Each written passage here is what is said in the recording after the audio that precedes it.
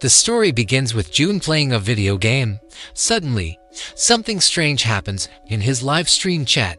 Everyone starts spamming the same message, "Run! Get out now!" At first, he thought it was some prank by his fans. But then he received an emergency alert from the National Disaster Agency. Just then, he heard an explosion outside and screams in the streets. Confused, June rushed to the balcony and was shocked. The outside world was total chaos. People were fleeing out of buildings in panic. A fire truck went out of control and crashed. He saw one man biting another like an animal. He had no idea what was happening.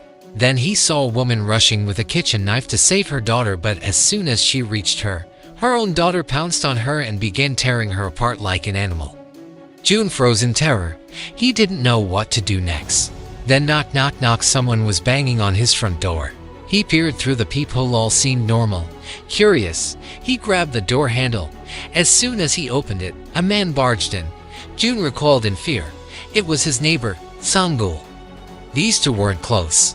June told him to go away, but Sangul begged, "Please, I just need to use your bathroom. Then I'll leave." With no choice, June agreed and turned on the TV. That's when he finally learned the truth. A mysterious virus had been spreading across the city. Anyone infected turned into zombie-like monsters, and if someone got bitten, they were infected too. Panic set in. He remembered the blood on Sangul's clothes and got frightened, searching for a weapon. Out came Sangul from the bathroom. June grabbed a knife and yelled, "Get out!" Sangul insisted he was fine, but his eyes had turned blood red. Something horrific was happening. Sangul lunged at June in rage, but June shoved him with all his strength and pushed him out of the apartment. As soon as he slammed the door shut, he was out of breath when another major threat emerged. Sangul was killed by an even bigger zombie right outside. Terrified, June dragged his fridge in front of the door for extra safety. He tried calling his parents to make sure they were okay, but nobody answered. A little while later, he got a message from his mom, "We're safe for now. Stay inside and wait for rescue." Night came. June checked his remaining food. First, he divided it into 7 portions, but then, thinking better, he split it into 9. Who knew how many days this would go on? The next day, he saw videos online of people desperately pleading for help. Inspired, June recorded his own video appeal, hoping someone would come to help. But soon his hope vanished. People were live streaming their helplessness. If help were coming, it would have come by now. Then he noticed his drone. A brilliant idea struck. As soon as he slammed the door shut, he attached his phone to the drone and sent it outside to check what was happening. What he saw through its camera was horrifying. The whole neighborhood had turned into a zombie hunting ground. Not a single living soul in sight. Hope shattered. June decided to distract himself by playing a video game, but as soon as he started, he was disconnected from the server. Maybe zombies had destroyed the internet too. He decided to sleep. Around 2:30 a.m., weird noises woke him. Curious and uneasy, June peeked out, and right then a bullet whizzed past his head. Down below, a lady cop was battling zombies. She was brave, fearless, but her gunfire was attracting more zombies. Worst of all, she'd run out of bullets. As she tried reloading, a zombie lunged at her, knocked her to the ground, and other zombies closed in.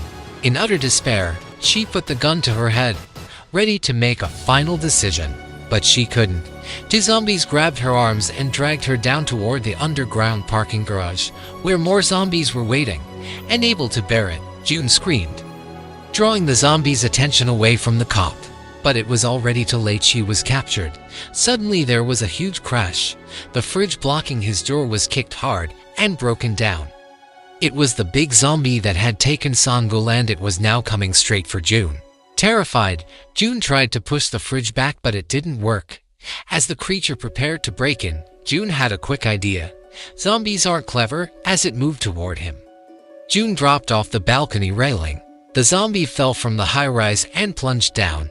June barely managed to hold on and survived, but when he looked down, his heart shattered. That brave lady cop had turned into a zombie. After that, June barricaded the door again. He gave up everything else, drank some old wine his dad left, ate instant noodles when hungry, slept when tired, and sometimes cried alone when he felt broken. But this peace didn't last. Soon, his food ran out. Just as it seemed all was lost, A miracle happened. He received a voice message from his mom, but the signal was weak.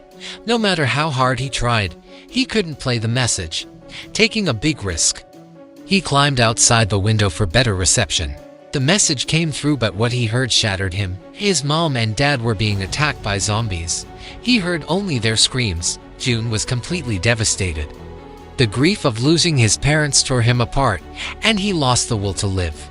But instead of quietly giving up, he decided he had to vent everything out. He opened the front door, grabbed his bed, and smashed it against the first zombie, making loud noise to attract more zombies. When no one replied, June braced himself and stepped outside. Immediately, a massive wave of zombies ran toward him. He got ready to fight, but he was terrified. He ran, but the path was full of zombies. He pressed the elevator button, but just then, another horde approached. He took cover behind a dumpster and barely escaped.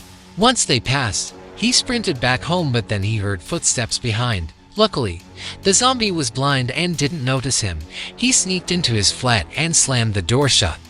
Zombie after zombie pounded at the door. They even tried to open it, but after trying for a while, they gave up and left. That night, June made himself a peaceful meal after days of hardship. After eating, he packed half of it and a walkie-talkie in a box and sent it to someone. The next morning, the walkie-talkie crackled. It was the cop. Hearing another human voice was an emotional moment for June. From then on, they spoke every day on the walkie-talkie. This friendship gave them courage to live through the nightmare. But that same day, they heard an odd noise like rain. June rushed to collect water. He opened the window only to discover it wasn't rain. It was the sound of zombies stepping toward the building. For some reason, all the zombies had gone mad and were running toward their building. June and the cop dropped to the floor, trying not to make a sound. Even the slightest noise could get them killed. When the cop picked up her ex, she accidentally knocked a shelf which fell. The noise caught the zombies' attention. They began to move toward the cop's apartment. Thinking fast, June asked her, "What's your apartment number?" As soon as zombies reached her door, a phone rang. In the next unit they turned immediately. June had called on his neighbor's phone to distract them.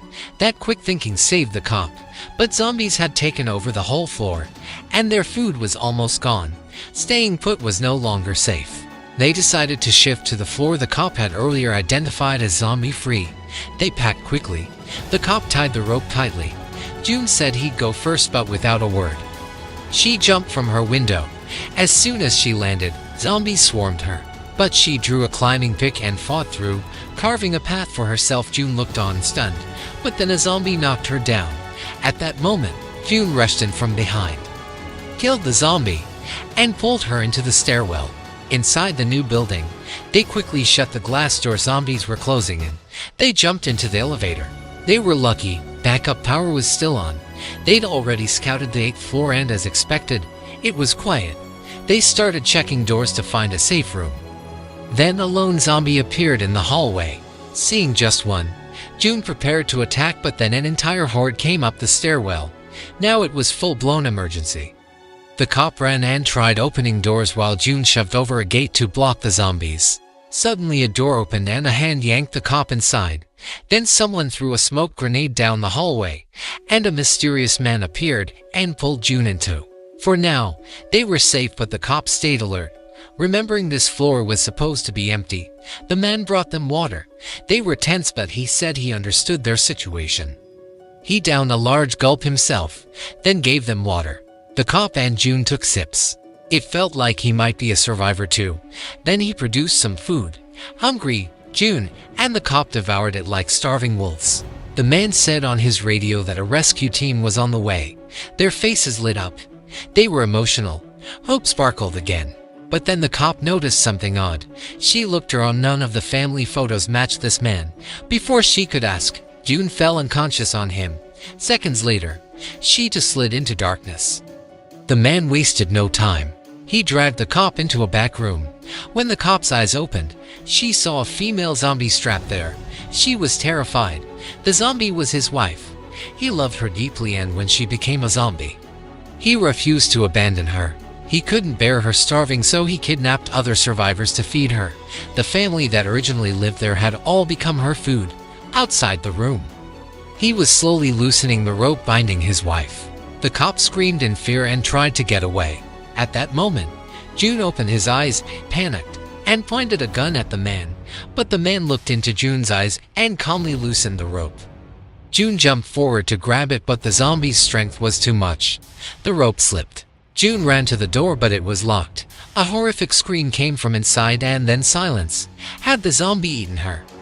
The man gently opened the door, but the zombie immediately lunged at him and bit his neck. The reality was, the cop had placed a pillow over the zombie wife's head, so she had survived. The man continued to look after his zombie wife with love. Seeing this, the cop couldn't bear it any longer. She pulled the trigger and freed both of them. The gunshot echoed through the building and drew zombies to them. Now escaping seemed impossible. The cop and June shared a bitter smile and raised their guns, ready to end everything. But then, they heard a loud noise from outside. They rushed to the window. It was a rescue helicopter heading their way.